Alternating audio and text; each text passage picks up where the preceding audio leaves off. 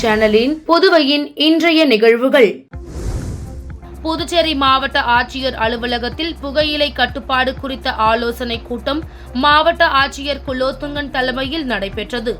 கூட்டத்தில் துணை ஆட்சியர் சோமசேகர், மாநில புகையிலை கட்டுப்பாட்டு அதிகாரி வெங்கடேஷ் மற்றும் சுகாதாரத்துறை சார்ந்த பிரிவுகளின் அதிகாரிகள் பங்கேற்றனர். புகையிலைக்கு எதிரான பிரசாரத்தை செப்டம்பர் 23ஆம் தேதி தொடங்கவும் அதை வரும் நவம்பர் வரையில் செயல்படுத்தவும் முடிவெடுக்கப்பட்டது. பிரச்சாரத்தில் முக்கியமாக விழிப்புணர்வு நிகழ்ச்சிகள், பேரணிகள், சுவர் விளம்பரங்கள் மற்றும் குறும்படங்கள் வெளியிடுதல் ஆகியவை இடம்பெறும் வகையில் நிகழ்ச்சிகள் அமைப்பது எனவும் கூட்டத்தில் ஆலோசனை நடைபெற்றது. வேலை வாங்கி தருவதாக நாடு முழுவதும் இணைய வழியில் பல கோடி ரூபாய் நூதன முறையில் மோசடியில் ஈடுபட்ட கும்பலின் முக்கிய நபரை போலீசார் கைது செய்தனர். வெளிநாட்டில் வேலை வாங்கி தருவதாக கூறி நாடு முழுவதும் சுமார் 3400 பேரை ஏமாற்றி ரூபாய் 200 கோடி மோசடியில் ஈடுபட்ட போலி தனியார் நிறுவனத்தை சேர்ந்த 4 பேரை புதுச்சேரி இணைய வழி குற்றப்பிரிவு போலீசார் கடந்த 3ஆம் தேதி கைது செய்தனர். புதுச்சேரி லாசுப்பேட்டையை சேர்ந்த ரமேஷ்குமார் அளித்த மோசடி புகாரின் பேரில் வட மாநிலங்களை சேர்ந்த சுபம் சர்மா, தீபக் குமார், ராஜ்கவுண்ட், நீரஜ் குர்ஜார் ஆகியோர் கைது செய்யப்பட்டு காலாப்பட்டு சிறையில் அடைக்கப்பட்டனர். கைதானவர்களிடமிருந்து 5 4 சக்கர வாகனங்கள், 21 கைபேசிகள், 42 சிம் கார்டுகள், 64 ATM அட்டைகள், 65 கணினிகள், ரூபாய் 41 லட்சம் ரொக்கம் ஆகியவை கைப்பற்றப்பட்டதாகவும் கூறப்பட்டது. இந்நிலையில் மோசடி வழக்கின் முக்கிய நபராக கருதப்படும் விழுப்புரம் மாவட்டம் திருவெண்ணெய்நல்லூர் மறையங்கூரை சேர்ந்த மகாதேவனை போலீசார் கைது செய்தனர். புதுவை தலைமை செயலகம் அருகே நடைபாதையில் இருந்த பிரபல காஃபி கடையை நகராட்சி அதிகாரிகள் JCB இயந்திரம் மூலம் அதிரடியாக அகற்றினர். புதுச்சேரி தலைமை செயலகம் அருகே பிரபல காஃபி கடை உள்ளது. பல ஆண்டுகளாக இயங்கி வந்த கடையின் மேற்கூரையில் நேற்று முன்தினம் மரக்கிளை விழுந்ததில் சேதமடைந்தது. இதனை அகற்றும் பணியில் கடை உரிமையாளர்கள் இன்று ஈடுபட்டிருந்தனர்.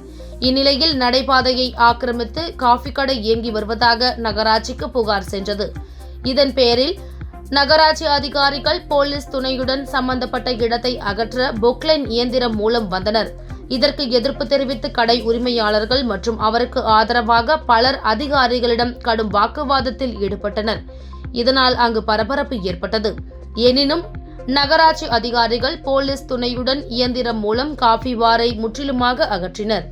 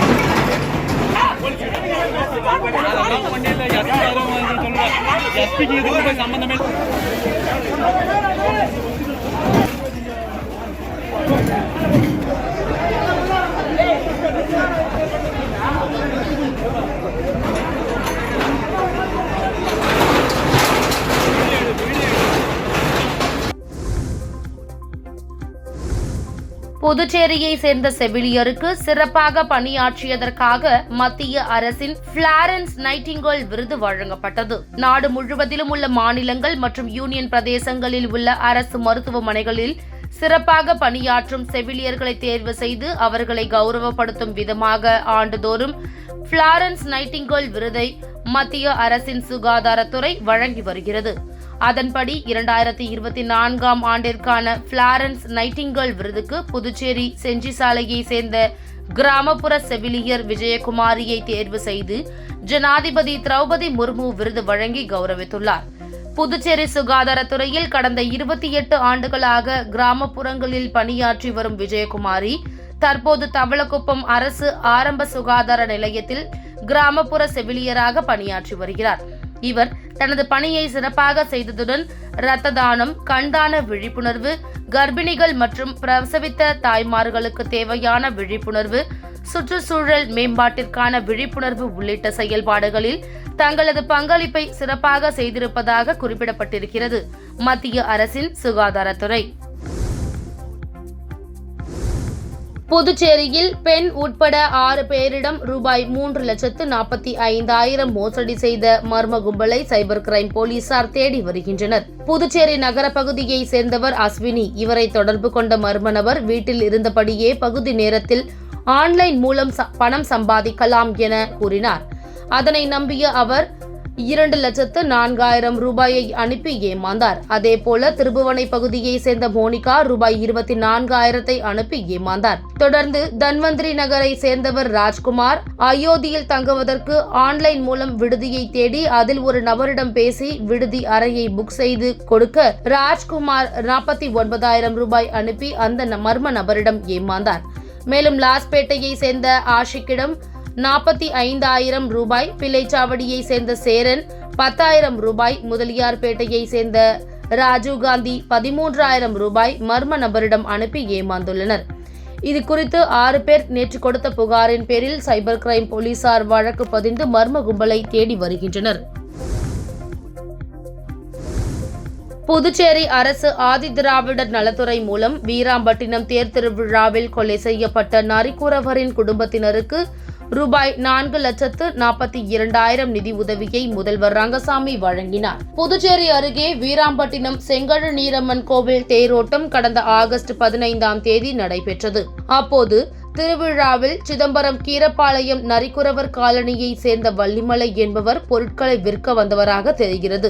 அப்போது அவருடன் அதே பகுதியை சேர்ந்த இளைஞர் வாக்குவாதத்தில் ஈடுபட்டு தாக்கியதில் வள்ளிமலை உயிரிழந்தார். இந்நிலையில் புதுவை அரசு ஆதிதிராவிடர் நலத்துறை மற்றும் பழங்குடியினர் நலத்துறை சார்பில் வன்கொடுமையால் பாதிக்கப்பட்டோருக்கு நிதி உதவி அளிக்கும் திட்டத்தின்படி ரூபாய் 4,42,000 காசோலையை வள்ளிமலை குடும்பத்தினருக்கு வழங்கப்பட்டது. புதுச்சேரியில் உள்ள சட்டப்பேரவை வளாகத்தில் நடைபெற்ற நிகழ்ச்சியில் முதல்வர் ரங்கசாமி காசோலையை வள்ளிமலை மகன் மாவீரனிடம் வழங்கினார். இந்நிகழ்ச்சியில் ஆதிதிராவிடர் நலத்துறை அமைச்சர் சரவணகுமார், துறையின் இயக்குநர் இளங்கோவன் உள்ளிட்டோர் கலந்து கொண்டனர்.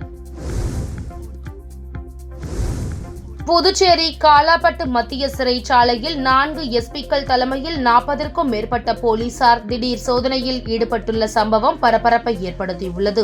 புதுச்சேரியில் நாளுக்கு நாள் குற்ற சம்பவங்கள் அதிகரித்துக் கொண்டே வருகிறது. அவற்றை தடுக்க காவல்துறையினரும் பல்வேறு முன்னெச்சரிக்கை நடவடிக்கைகளை மேற்கொண்டு வந்த போதிலும் ஆங்காங்கே குற்ற சம்பவங்கள் அரங்கேறி வருகின்றன. இந்நிலையில் புதுச்சேரியில் நடைபெறும் குற்ற சம்பவங்களுக்கு காலாப்பட்டு மத்திய சிறையில் உள்ள குற்றவாளிகளுக்கு தொடர்பு உள்ளதாக காவல்துறையினருக்கு தகவல் வந்தது. மேலும் சிறையில் உள்ள ரவுடிகள் மற்றும் குற்றவாளிகள் வெளியில் உள்ளவர்களுடன் தொலைபேசி மூலமாக பேசுவதாகவும் அவர்களுக்கு கஞ்சா உள்ளிட்ட போதைப் பொருட்கள் புழக்கம் அதிகமாக உள்ளதாகவும் பல்வேறு குற்றச்சாட்டுகள் எழுந்த நிலையில் சிறையில் காவல்துறையினரின் கண்காணிப்பு பலப்படுத்தப்பட்டது. இருந்த போதிலும் காலாப்பட்டு மத்திய சிறையில் உள்ள ரவுடிகள் தொலைபேசி வாயிலாக புதுச்சேரியில் உள்ள தொழில் அதிபர்கள் மற்றும் கடை உரிமையாளர்களுக்கு மாமூல் கேட்டு மிரட்டல் விடுவதாக பல்வேறு ரகசிய தகவல் கிடைத்துள்ளது. இதனை அடுத்து புதுச்சேரி காலாப்பட்டு மத்திய சிறையில் 4 காவல் கண்காணிப்பாளர்கள் தலைமையில் 40க்கும் மேற்பட்ட போலீசாருடன் அதிரடி சோதனையில் ஈடுபட்டனர். இந்த அதிரடி சோதனை நடவடிக்கையால் சிறைச்சாலையில் பரபரப்பு ஏற்பட்டது. புதுச்சேரி மாநிலத்தில் தேர்வு செய்யப்பட்டவர்கள் அசல் சான்றிதழ்களை வழங்க வேண்டும் என அறிவிக்கப்பட்டுள்ளது. புதுச்சேரி அரசு கல்வித்துறை இயக்குநர் பிரியதர்ஷினி வெளியிட்டுள்ள செய்திக்குறிப்பில், காரைக்கால் மாஹே பிராந்தியத்தில் உள்ள ஆரம்ப பள்ளி ஆசிரியர் பதவிக்கு தற்காலிகமாக தேர்ந்தெடுக்கப்பட்டோர் விவரம் வெளியிடப்பட்டுள்ளது. இது தற்காலிக தேர்வு, கல்வி தகுதி, வசிப்பிடம், சமூகம், ஆண்டு வாரியான பருவ தேர்வுக்கான மதிப்பெண் பட்டியல் உள்ளிட்டவற்றை அடிப்படையாக கொண்டு தேர்வு செய்யப்பட்டது. இத்தேர்வு முற்றிலும் தற்காலிகமானது. தேர்வான விண்ணப்பதாரர்கள் சான்றிதழ் சரிபார்ப்பின் போது அசல் சான்றிதழ்களை சமர்ப்பிக்க வேண்டும். அதற்கான தேதி, நேரம் தனித்தனியாக தெரிவிக்கப்படும். சான்றிதழ் சரிபார்ப்பின் போது தேவையான சான்றிதழ்களை சமர்ப்பிக்க தவறியவர்களின் தற்காலிக தேர்வு எந்த அறிவிப்புமின்றி தானாகவே ரத்து செய்யப்படும். சான்றிதழ் சரிபார்ப்பின் போது அவர்கள் வழங்கிய தகவல்கள் தவறானவை என கண்டறியப்பட்டால் எந்த அறிவிப்பும் இன்றி அவர்களின் தேர்வு தானாகவே ரத்து செய்யப்படும். தற்காலிக காலியிடம் ஏற்பட்டால் காத்திருப்பு பட்டியலில் இருப்போர் அழைக்கப்படுவர். பதவிக்காலம் ஓராண்டாகும் என குறிப்பிடப்பட்டுள்ளது. ஊசுடு சட்டமன்ற தொகுதிக்கு உட்பட்ட குருமாம்பேட் பகுதி, அமைதி நகர் மற்றும் சிவசக்தி நகர் ஆகிய பகுதியில் புதிய மின் மாற்றிகளை பொதுமக்களின் பயன்பாட்டிற்கு அமைச்சர் சாய்ஜே சரவணன்குமார் அர்ப்பணித்தார். ஊசுடு சட்டமன்ற தொகுதிக்கு உட்பட்ட குருமாம்பேட், அமைதி நகர் மற்றும் சிவசக்தி நகர் ஆகிய பகுதிகளில் மின் பற்றாக்குறை ஏற்படுவதால் அமைச்சர் சரவணன்குமார் முயற்சியில் ரூபாய் 49 லட்சம் மதிப்பீட்டில் புதிய 2 மின் மாற்றிகள் அமைப்பதற்கான அரசாணை பெற்று அதன் திறப்பு விழா நடைபெற்றது. நிகழ்ச்சியில் ஆதி திராவிடர் நலத்துறை அமைச்சரும் ஊசுடு தொகுதியின் சட்டமன்ற உறுப்பினருமான சாய்ஜே சரவணன்குமார் கலந்து கொண்டு விழாவிற்கு தலைமை தாங்கி மின் மாற்றிகளை இயக்கி மக்களின் பயன்பாட்டிற்கு அர்ப்பணித்தார். இந்நிகழ்ச்சியில் துறை சார்ந்த அதிகாரிகள், பாஜக கட்சி நிர்வாகிகள், பொதுமக்கள் என ஏராளமானோர் கலந்து கொண்டனர். புதுவையில் தொடக்கப்பள்ளி ஆசிரியர் பணிக்கான தேர்வு பட்டியலை கல்வித்துறை வெளியிட்டுள்ளது. புதுவை மாநில பள்ளி கல்வித்துறை சார்பில் தொடக்கப்பள்ளிகளில் மாநிலத்தின் பிராந்தியங்களான காரைக்காலில் 124, மாஹேவில் 20 என மொத்தம் 145 பணியிடங்கள் நிரப்புவதற்கான விண்ணப்பங்கள் கடந்த 2023ஆம் ஆண்டு பெறப்பட்டன.